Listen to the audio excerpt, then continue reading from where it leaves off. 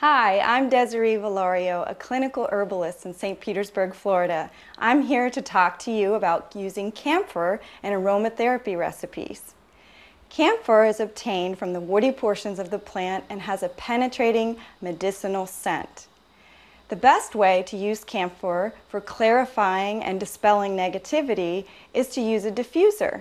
You can use a candlelit diffuser by adding 5 drops of camphor oil and 5 drops of frankincense oil to the diffuser.